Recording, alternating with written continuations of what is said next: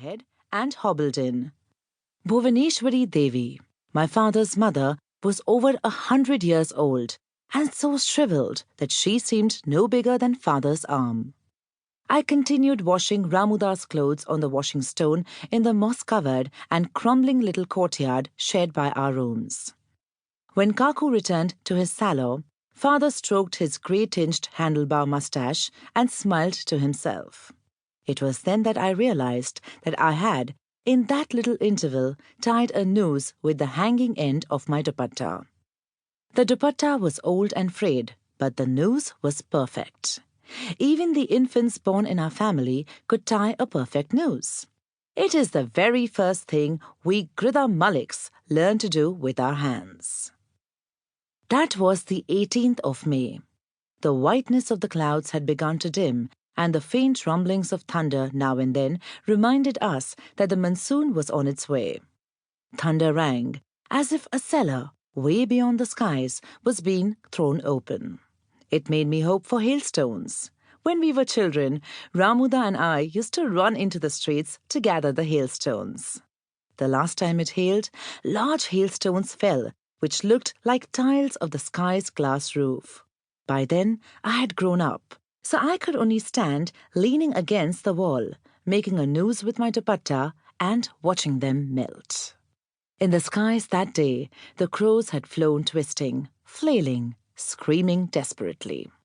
A lapwing had fallen, hid by a hailstone before my eyes. It thrashed about on the ground. The hailstones lay melting leisurely in the dim light upon the battered road from which the concrete had loosened. The first hearse that rolled over them after the rain was an expensive, fancily decorated one, with wreaths and roses and all. But there was no one to accompany it, weeping or otherwise. I stepped out to catch another glimpse of the vehicle, which looked as if it was studded with gold and silver. A woman in a red Kashi silk sari lay stiff and very straight upon the flowers, her hands placed lightly on her chest, impatience and defiance upon her face. A woman as tall as me, her face smooth-skinned. As the hearse passed, her pallid feet, their toes tied together, pressed against the glass window through the lilies. That whole night, the thought that my toes had broken off left me panic-stricken. The truth was that, from the time I was in my mother's womb, I was already tied up in the umbilical cord. My mother's belly had to be cut open so I could be taken out. Takuma bragged that the noose I tied even as a fetus was a faultless one. That would always drive my mother, the fair, thin Sachinamai Devi, sindoor liberally strewn in the parting of her white hair, into a fury. Born to her old man, all right? And she put it on her own neck. Hey, you donkey, go and ask the Sarkar of this land what the Grida Malik is worth, challenged Takuma. Then, as usual, Ma, with her sunken eyes and dried-up high nose, would pull out her ace. Go and ask the whores of Shonagachi what he's worth. And even they weren't enough. It looks like made me carry this load again.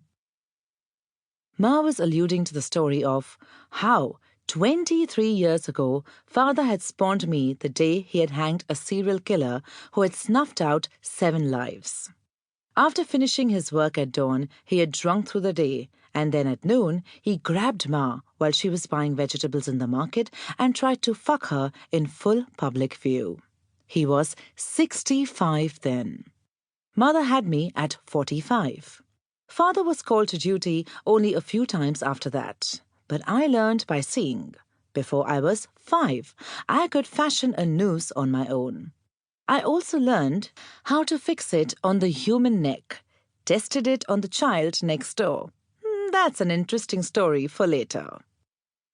After Kaku retreated, I hung the washing to dry in front of the salon and the shrine. Inside, the sound of Ma and Takuma bickering. Maybe the corpse of the sannyasi that passed by was burning. The air was filled with a foul stench. Somebody else's relatives streamed into the tea shop, their clothes wet from the dip in the Ganga after the cremation. As always, father sat behind the cash counter proudly, head held high.